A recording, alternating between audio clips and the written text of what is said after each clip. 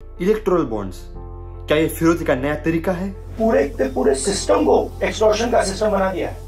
या फिर ये एक प्रामाणिक उद्देश्य से लाया गया था जिससे एक पॉलिटिकल फंडिंग में एक पारदर्शिता आती? This decision was undertaken for a very laudable objective to bring in transparency in electoral funding.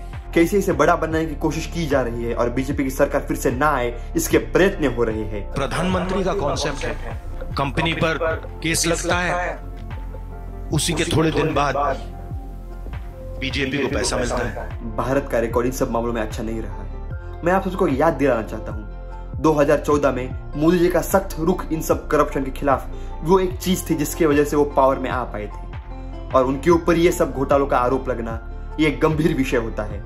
तो चलिए आज इस वीडियो में जानते हैं कि इलेक्टोरल बॉन्ड्स क्या होते हैं और क्या सच में इससे कुछ करप्शन किया जा सकता है। इलेक्टोरल बॉन्ड्स 2017-18 के फाइनेंशियल ईयर्स में आए थे। फाइनेंस बिल 2017 को पास होने के बाद इसके अंदर क्या हुआ था, एक सिस्टम थी जो एक इंडिविजुअल कॉर्पोरेट पैसा डोनेट करना चाहता है पॉलिटिकल पार्टी को व्हाइट टैक्सेबल इनकम के बाद, और यहाँ पे कोशिश थी कि कैश का कम इस्तेमाल हो। सीधा एक इंडिविजुअल एसबीआई के पास जाएगा, इलेक्टोरल बॉन्ड्स का फॉर्म भरेगा और जितना भी उसे पैसा चाहिए वो डोनेट कर पाएगा अपने पॉलिटिकल पार्टी को। इस सिस्टम के साथ प्रॉब्लम ये था कि जो भी पॉलिटिकल पार्टी को पैसा मिल रहा है, जो भी इंडिविजुअल पैसा डोनेट कर रहा है, इसका पूरा डेटा था एसबीआई के पास, और वो सब डेटा पब्लिक डोमेन में अवेलेबल नहीं था।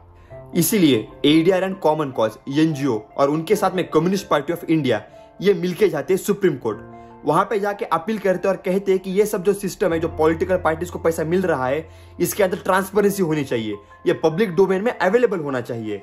और वो ये भी कहते हैं कि मनी बिल 2017 जो इसे लेके आया था उसके अंदर भी एक प्रोविजन था कि जो भी इंडिविजुअल 20,000 इन कैश या फिर इससे ज्यादा डोनेट करता है तो उसका नाम रिवील होना चाहिए। इसको फटकार लगाते हुए फिर सुप्रीम कोर्ट ने कहा इलेक्टोरल बॉन्ड्स का सिस्टम अभी खत्म हो जाएगा। ये इलेक्टोरल बॉन्ड्स बैन होने के बाद एक बड़ी चुनौती आ सकती है। ये सब इलेक्टोरल बॉन्ड्स बैंक के थ्रू ट्रांसफर होते थे, मतलब इसके अंदर ब्लैक मनी का इन्वॉल्वमेंट बहुत कम होता था। लेकिन जब ये बैन हो गया है तो इसमें अब पॉलिटिकल पार्टी की फंडिंग होगी कैश में, तो कैश तो एक बड़ा सोर्स होता है ब्लैक मनी का, तो आप समझ सकते हैं इससे ब्लैक मनी फिर से बढ़ने लगेगा इंडिया में। और आप सबको मैं एक फैक्ट बताना चाहता हूं, भारत का इलेक्शन सबसे एक्सपेंसिव इलेक्शन है पूरे वर्ल्ड में, और एक रिपोर्ट के अकॉर्डिंग 2024 में एस्टिमेटेड $14 बिलियन खर्च हो सकते हैं सिर्फ इलेक्शन में ही। और एक इनिशियल डेटा के अकॉर्डिंग जो टॉप 30 डोनर्स है उसमें से आधे, मतलब आसपास 14 जो इंडस्ट्रीज है उसके खिलाफ प्रोब एजेंसी ने रेड किया गया था। नंबर 1 पायदान पर आते हैं future gamings and hotel services private limited. उन्होंने 1368 करोड़ के इलेक्टोरल बॉन्ड्स खरीदे थे। क्यों? क्योंकि हो सकता है इन्फोर्समेंट डायरेक्टरेट ने 409 करोड़ के उनके तो प्राइवेट प्रॉपर्टीज अटैच कर लिए थे सिर्फ एक मनी लॉन्ड्रिंग के केस में, और भी कई केस हो सकते हैं। दूसरे नंबर पर आते हैं mega engineering and infrastructure limited. इन्होंने मात्र 966 करोड़ के बॉन्ड खरीदे थे। क्यों? क्योंकि अक्टूबर 2019 से इनकम टैक्स इनके पीछे पड़ गए थे, इनके मल्टीपल ऑफिस के ऊपर रेड किए गए थे। कृष्णा रेड्डी के mega engineering and infrastructure limited के ऑफिस के ऊपर भी रेड्स हुए थे, और यही केस रिपीट होती दिखती है बार बार जो टॉप 30 डोनर्स के लिस्ट में है। थर्ड नंबर पर हल्दिया एनर्जी लिमिटेड 377 करोड़। क्यों? क्योंकि CBI central bureau of investigation का इनके ऊपर एक्शन था मार्च 2020 में। बाद में आता है very famous Vedanta limited 400 crore. क्यों? क्योंकि इनकी एक ग्रुप कंपनी थी TSPL जिसको रेड किया था ईडी ने एक मनी लॉन्ड्रिंग के केस में संदर्भ में अगस्त 2022 में। Yashoda super speciality hospital donate करती है 162 करोड़ इन इलेक्टोरल बॉन्ड्स। अरे भाई, इन्हीं 162 करोड़ से कितने लाखों लोगों का फ्री इलाज हो जाता। लेकिन ये हैदराबाद बेस्ड कॉर्पोरेट हॉस्पिटल, इनके ऊपर भी आईटी ने रेड किया था दिसंबर 2020 में। DLF commercial developer limited donate करती है 130 करोड़। इनके ऊपर भी सीबीआई ने रेड किया था जनवरी 2019 में over alleged irregularities in land allocations. मैं एक्सप्लेन करते करते थक जाऊंगा, लेकिन सबकी सेम कहानी है। Jindal Steel and Power Limited, IFB Agro Limited, United Phosphorus India Limited, Aurobindo Pharma Limited, इन सब के ओवरऑल 14 कंपनीज के ऊपर टॉप 30 में से ऐसे केसेस चालू थे। और ये जो पैसा गया है, क्या ये बीजेपी को गया है या फिर ये कांग्रेस को गया है या फिर टीएमसी को गया है, इसके ऊपर एक रॉक सॉलिड इंफॉर्मेशन नहीं है। ये हम कंफर्म नहीं बोल सकते कि इन सब कंपनी का पैसा बीजेपी को ही गया है, बस ये गेस वर्क है। आज फिर से सुप्रीम कोर्ट ने एसबीआई को फटकार लगाई और कह दिया वो जो यूनिक अल्फा न्यूमेरिक कोड होता है जो इलेक्ट्रोल बॉन्ड्स के ऊपर होता है, जो यूवी लाइट में ही दिखता है, वो रिलीज करे, जिसके अंदर पता चलता है कि जो पॉलिटिकल पार्टीज को पैसा मिल रहा है वो कौन डोनेट कर रहा है। इसके बाद हम एक रॉक सॉलिड इंफॉर्मेशन आपके सामने पेश कर सकते हैं और बोल सकते हैं कि हाँ, इसने पैसा इसी को ही डोनेट किया है, कंफर्म बोल सकते हैं। जब 2016-17 में अरुण जेटली जी ने इस बिल को लाया था, उस टाइम पे इन्होंने कहा था इससे ट्रांसपेरेंसी बढ़ेगी, एक डिजिटल फुटप्रिंट रहेगा और डेमोक्रेसी आगे बढ़ेगी।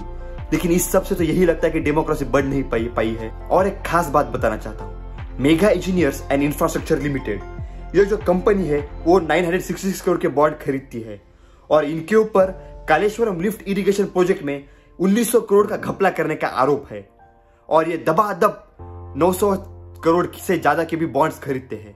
और ये खरीदने के बाद क्या करते हैं, आप ये प्रशांत भूषण के ट्वीट से आप जान सकते हैं। वो कहते हैं 11 अप्रैल 2023 को मेगा इंजीनियर्स 100 करोड़ के इलेक्ट्रोल बॉन्ड्स खरीदती है और एक महीने के अंदर अंदर ही 14,500 करोड़ के कॉन्ट्रैक्ट्स महाराष्ट्र से मिल जाते हैं उनको। क्या कुछ तो लिंक है इस दोनों में। अब आते हैं थर्ड लार्जेस्ट डोनर के ऊपर और यहां पे आती है ट्विस्ट, आपने इसका नाम तक नहीं सुना होगा, quick supply chain limited, 410 crore रुपए।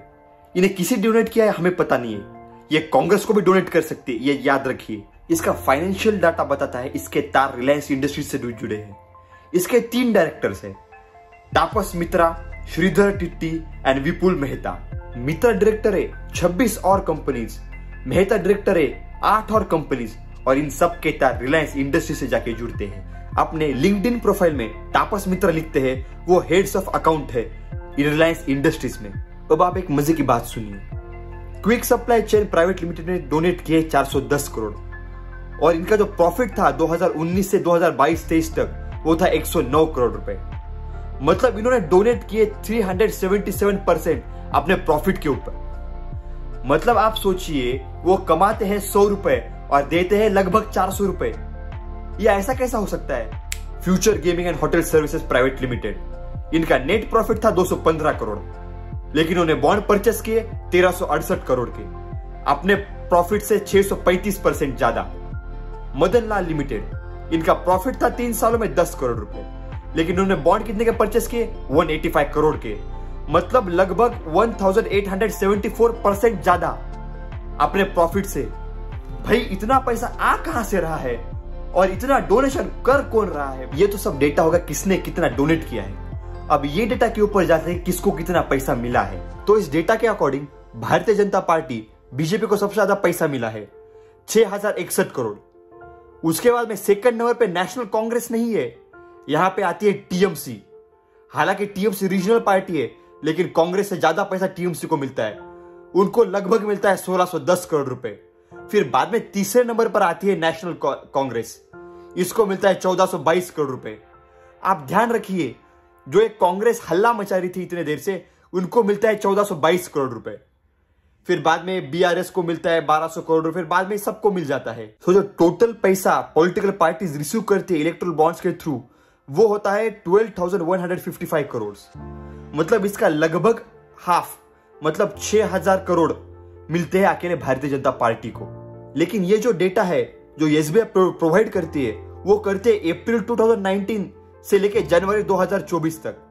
लेकिन आप सबको पता होगा ये जो इलेक्ट्रल बॉन्ड्स का स्कीम था वो 2018 में रिलीज किया था, तो जो 1 साल का डेटा है वो अभी भी प्रोवाइड नहीं किया गया है और राजदीप देसाई भी यही कहते हैं। और ये 1 साल का डेटा मिलने के बाद फिर और कुछ थोड़े बहुत चेंजेस होने के भी आसार दिख रहे हैं। एसबीआई ने 2018 से लेकर 2019 का डेटा ये सुप्रीम कोर्ट में प्रोवाइड कर दिया गया है। हम आशा करते हैं कि जल्दी से पब्लिक डोमेन में भी अवेलेबल हो जाएगा, जिससे हमें और क्लियर हो पाएगा कि किसे कितना पैसा एक्चुअल में प्राप्त हुआ है। और लास्ट में मैं आपको एक फैक्ट बताना चाहता हूँ, जो बीजेपी है वो भारत की ही नहीं बल्कि पूरे विश्व की सबसे बड़ी पार्टी है। इसके पास अराउंड 300 सांसद है। अगर तुम ये इलेक्ट्रोल बॉन्ड्स पर एमपी भी अगर कैलकुलेट करते हो तो हर एमपी के हिसाब से 20 करोड़ आते हैं। लेकिन यही अगर कांग्रेस को देखते हो डोनेशन के हिसाब से तो 27 करोड़ आते हैं पर एमपी के, और एआईटीसी के हिसाब से तो 73.68 करोड़ आते हैं पर एमपी के। तो अगर तुम दूसरे पर्सपेक्टिव से चेंज करते हो, देखते हो, तो आपको ये सब क्लियरिटी मिलती है। तो मैं आपको यही बताना चाहता हूँ कि ये प्रिलिमिनरी डाटा है, तो आपका खुद का एक एनालिसिस लगाइए और इसके बाद सोचिए और फ्री डिसाइड कीजिएगा। बस आज के लिए इतना है गाइस। अगर आपको वीडियो पसंद आए तो लाइक कीजिएगा और अपने व्यूज कमेंट में जरूर बताइएगा और इस वीडियो को शेयर कीजिएगा ताकि आपके दोस्तों को भी एक बैलेंस्ड व्यू मिल सके इन सब के ऊपर। धन्यवाद।